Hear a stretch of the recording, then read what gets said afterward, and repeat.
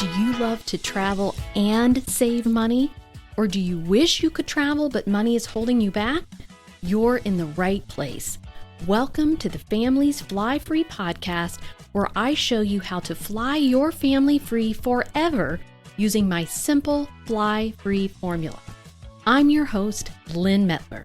My family of four has mastered the art of flying free as simply as possible since 2015, and I want to show your family how to do it too. Hey everyone, welcome back to the Family's Fly Free podcast. I am just back from New York City yesterday. And if you've never heard me say this, I love New York City. And I was thinking about while we were there, I think this is probably the destination I have been to the most. And I think I love it so much because I was introduced to it when I was a teen, and it was just amazing to me then. This big city, I grew up in Kentucky, just to be in this big bustling city where there was always people out and about, and you passed celebrities and there were shows, and it was just amazing to me. And so I love it still to this day, but I love it for different reasons now that I'm a little bit older than a teenager. But there just inevitably is always something new and fun to see and do when you're in the city. And I just wanted to share a quick lesson on this before we dive into our topic today, which is what to do if you're declined for a travel card. But we had originally planned to go to Italy and Switzerland, and I've been talking about that on the podcast. But we ended up changing our plans due to, it was literally, and still is as I'm recording this, going to be constant rain for the 2 weeks that we were scheduled to be there. An unusual weather system is over northern Italy and into Switzerland. And it wasn't just going to be like a day or two of rain, which of course we could have managed. It was literally supposed to rain from all day, all night for the next 2 weeks. And so we decided to reschedule that because we didn't want to get all the way over there and spend, all of our points and money and whatnot and not be able to be outside and enjoy the area. Because that's really the whole point of going. So this is a great lesson in flexibility and making sure that your travel plans are changeable or cancelable. So nearly everything that we had booked was changeable or cancelable. And so I encourage you always when you're booking to choose that option, even if it's a few more points or a few more dollars, or fine, if you're booking a hotel, check different sites because sometimes one will offer you free cancellation while a different site won't, and it'll be for the same night, for the same hotel, for the same cost. So it was a difficult shift to make because we were really looking forward to this trip, but we just decided this would be the best course of action. And we already had flights going to New York City because we were flying out of New York City. And so we just decided instead we would just spend a week in New York City. And so we were able to change like our return flight, which was booked in points. And actually, we flew Delta for free. So I just want to point that out for all of you who hear me talk so much about Southwest. You can fly other airlines for free under our system as well. It's just not something you can do all the time, but you can do it selectively when it works better. And so we opted for Delta here because Southwest didn't have a nonstop going to New York City from Indianapolis. And because we were going to be flying on to Europe originally, we didn't want to have any added stops in the mix. And so we were able to use some flexible points to book Delta nonstop and it not be a big deal. So anyway, we were able to change the return flight, come back. We were originally supposed to, come back a week later, but we changed it to a week earlier and it was not a problem. And we had an awesome time in New York City. And I have a podcast scheduled coming up on the topic of how to plan, do trips at the last minute. And this is a great example of we did a ton of fun things at the last minute. We didn't have any plans to be in New York City except for one quick night. And we did a bunch of stuff. We saw 2 shows. We went to see The Lion King and we went to see Harry Potter and the Cursed Child, which both of those I wanted to see forever. Both were great. The special effects in Harry Potter were awesome. So you got to go see that if you're a Harry Potter fan. We went to the Comedy Cellar twice. We got tickets to the Knicks Heat playoff game, which was in the city on Wednesday night. That was so fun, but I love basketball. And then we're able to make dinner reservations and go check out different things that we hadn't done in the city before that had been on our list and just, hang out. We walked all over the place as you do in New York City. Anyway, we had a great time at the last minute. So 2 lessons there. You can do things at the last minute and make sure that you have created flexible travel plans as best as you can in case you want to make a switch like we did. All right. Another thing I wanted to mention to you before we get started is that we are closing the Families Flyfree membership. We are closing enrollment for the summer. So it's going to officially close on May 26th at midnight. So that night, which is a Friday night, May 26th at midnight Eastern, membership will close enrollment to new members. So if you want to get in Families Flyfree before the summer, we're closing it for the summer. You need to do it soon. If you join now, we're going to be able to help set you up for your free flights for fall and beyond. We might or might not be able to help you save a little bit on summer. It just depends on how you've booked things and the way things are set up for you. But we should be able to help you for fall and beyond. So if you want help for fall and beyond, join now before we close. And we're closing because we want to really dive in and focus on some exciting new features that are coming to Families Flyfree in the next couple of months. So we're going to be really focused on that. We're going to really focus in on just loving on and helping all of our current members and all of the new members who have joined recently. And of course, myself and my team have lots of free travels that we're going to be doing this summer. So for all of those reasons, we decided to close up enrollment for the summer. So it will not open again until later this year. I'm not sure when exactly yet. Once we get these features in place and everything, we will let you know. But so again, it will be closing May 26th at midnight. So that's a Friday night. You're going to want to make sure if you've been thinking about it and you haven't joined, now would be the time to do it. All right, so let's get into our topic today. So this is a big one that I see that I'm excited to be explaining to you on the podcast. So I see a lot of people who are not in the Families Flyfree membership who get declined for a travel card that they've applied for that they're hoping to earn a bonus of miles or points that they can use to book free travel. And a lot of people just get a decline and they think that's it. And they stop and they don't go forward. They think that's the end of the road for them with that card or with earning the Southwest Companion Pass or whatever it is they're trying to go for there. They assume there's no further actions that they can take, or maybe they just don't even think about it any further. And that is such a shame. I see that so much, right? And I want you to know that there's actually a lot of actions that you can take here and most likely end up approved and continuing on toward your free travel goals. Now, there's no way you could know this unless someone who's already been down that path and who already knows this tells you. And, I've been down this path personally, and I've seen it with hundreds of families, not just myself, not just my own family. So I'm telling you, so hear me say this, it's not the end of the road if you get a decline. I have personally been through this myself, and a lot of what I teach in Families Flyfree are things that I have personally done and experienced, and my family has done and experienced, and then add to that what hundreds of our members, we've seen experience. And so I'm telling you from firsthand experience. That's my favorite way to show you things as things I've done myself. So I got a decline when I first started this. So when I first began to earn my initial Southwest Companion Pass back in 2015, I was declined when I applied for the Southwest business card. But the decline said that they were looking for more paperwork to verify my business and my business address. So I was like, okay, that wasn't just a complete no. Maybe there was something I could do to salvage this. So I didn't give up because I really wanted this Southwest Companion Pass that I had never had.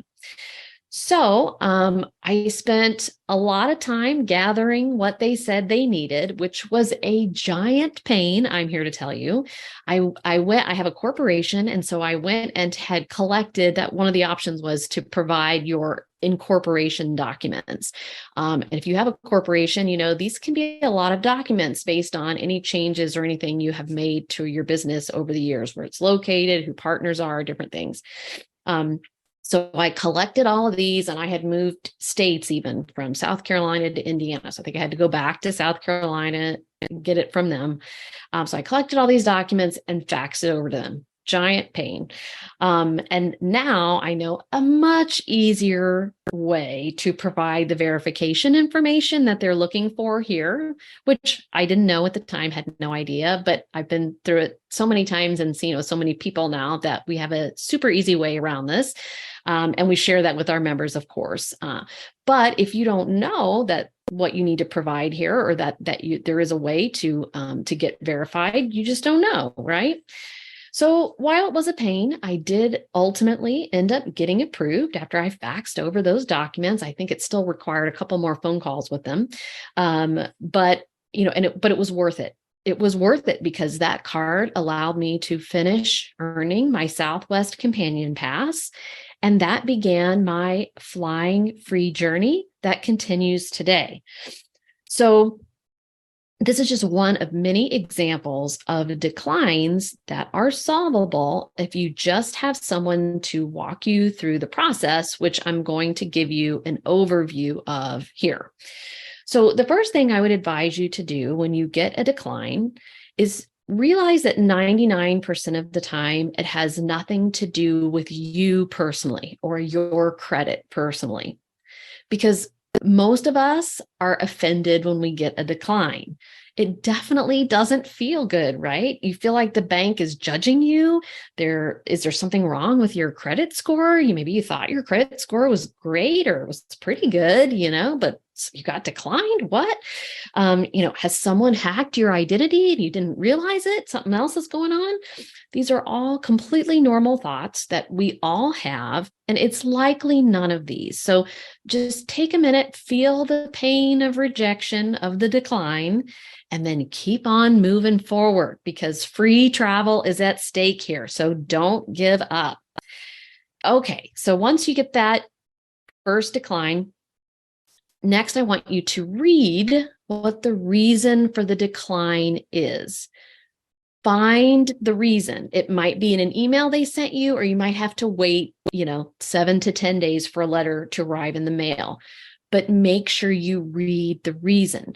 So sometimes it's an accurate reason for why they declined you, but sometimes it's not. And lately, we have seen a lot of member declines for reasons that make zero sense. So you're not crazy if you read a decline and you don't think you fit anything that they're saying, or it doesn't even make any sense to you.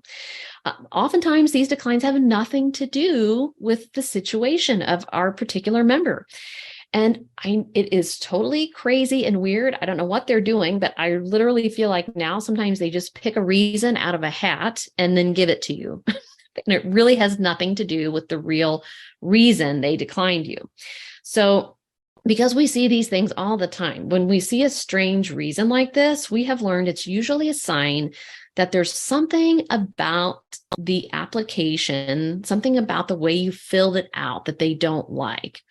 So we give our members a video walkthrough of an application and a step-by-step sheet that I put together. I did both of these for our members, a step-by-step and a video of exactly how to fill out an application and what to put in each question as the answer. And this is especially important for small business card applications where they tend to be extra picky. Now, Sometimes it's the way you categorized your business, and sometimes it's just other red flags that we know to look for. So we show our members in this step-by-step how to fill out the application honestly. We are never telling you to put something that's not true or correct. How to fill it out honestly, but still get approved most of the time. So just one example of an accurate decline would be if it says something like too many card applications in the last 2 years. Now, we know how to translate these declines because we see so many of them. And that one is code for you've opened more than 5 cards in the last 24 months. And that's an internal Chase rule that they just won't approve you if that's the case. Now, there's a long list of these declines and the accompanying text or code, and many of which are very easy to fix. It's a decline, yes, but there's a very easy way to correct it. So another one might be you may have just applied for 2 Chase cards too close together. For example, Chase and these banks have a lot of little internal rules that you may or may not realize. We know them all, and so we can recognize what rule you might have temporarily violated. Or maybe the bank has just extended you all the credit that they want. All of these are easy fixes. So first step is to read the decline. Don't just see decline and stop. And just an example of one of these crazy ones that we see, one that we've been getting a lot is something like you don't have an established relationship. This is on the small business card, an established business relationship with Chase. That one is just kooky because you don't have to have an established business relationship with Chase to get a small business card. And I even went back to Chase directly with my contacts there and asked them, have they changed the rules to apply for a small business card? Nope, they haven't. So that's just a wacko response that is just means there's something about the way you filled out the application that they don't like, because that is not a requirement. So after you read the decline, I recommend that you call the reconsideration line. So most of the time at Families Flyfree, we are dealing with Chase because they have the most restrictive rules when it comes to getting some of their cards. So we're going to talk about calling the Chase reconsideration line. And I'll share the number for that line in the podcast show notes. So when you call this line, you're going to let them know that you've been declined and ask if they can give you more information about why. So for example, one of our members called and learned that her income was too low for the card she was applying for.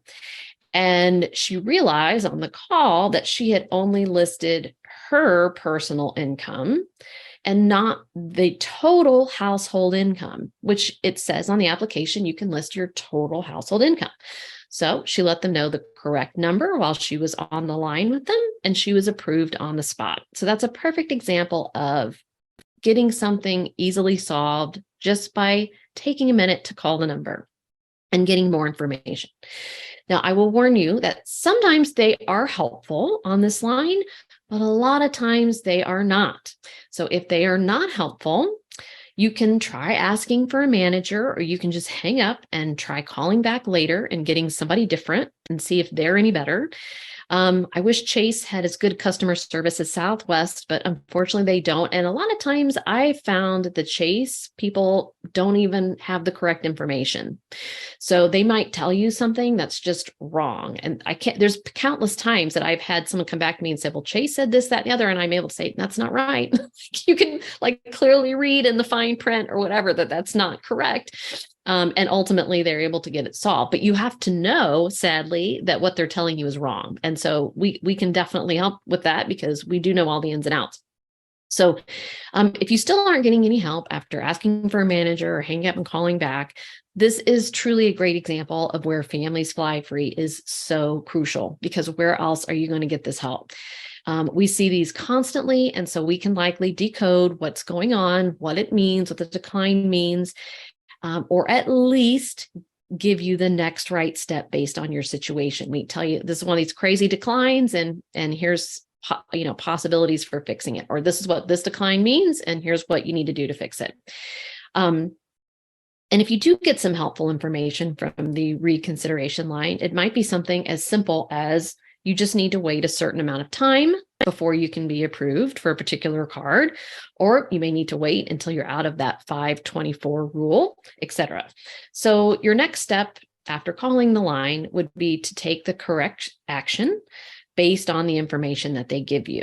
And most of the time, this does result in an approval, like me with the business card. I just had to call, find out a little bit more information about the paperwork they needed and how I needed to submit it, collect it all, send it over, etc.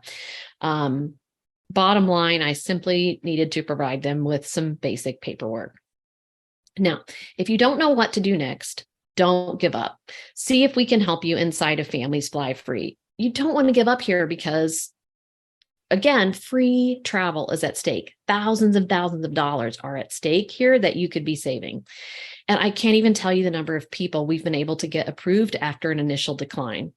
And sometimes it takes some detective work to find mistakes that you didn't even know you were making on the application. You just don't know what you don't know. We can do that detective work for you, and we can tell you what to do every step of the way. I had a member in the last 6 months who was struggling with a decline, and nothing we told her to do seemed to work. So we finally hopped on Zoom with her so we could visually see where she might be making an error. We walked her through the application of what to honestly put in each answer, and she was approved while on the Zoom with us. So now we're not magic, but we do know what we're doing. So we can definitely give you the best shot at approval. Every day in our members only email, which is where our members can submit any questions they have about travel at any time. That's a perk of being a Families Fly Free member, is this amazing support that you get from my team of experts and myself. Every day in this email, we have questions about declines. So hear me when I tell you, you are not alone on this. This is a very common problem. And we can save you a ton of time and grief and stress by reassuring you this is completely normal. And there's a way to get through to the other side of flying free despite that decline. If you want to learn more about Families Fly Free, you can go to familiesflyfree.com/join. If you're listening in real time, again, the membership will be closing May 26th at midnight Eastern. If you're listening in the future, we may or may not be open. You can check the join page and see. So we're ready and waiting to help you with declines and any questions or problems you're experiencing with travel. This is just one small example. All right. So I hope you will join us before the awesome summer travel season starts so that you can get your flights in order for fall and beyond. I'll talk to you next week. If you're ready to fly your family free forever, I invite you to join my Families Fly Free membership. You'll learn how to stop paying for airfare throughout the US, Caribbean, and Europe so you can make those priceless family travel memories before your kids or even your grandkids leave home for good. And you'll learn it using my simple, proven formula that's helped hundreds of families. Plus, it's risk-free. You either get your investment in the membership back in free travel, or I give you your money back. You can get more information at familiesflyfree.com/join.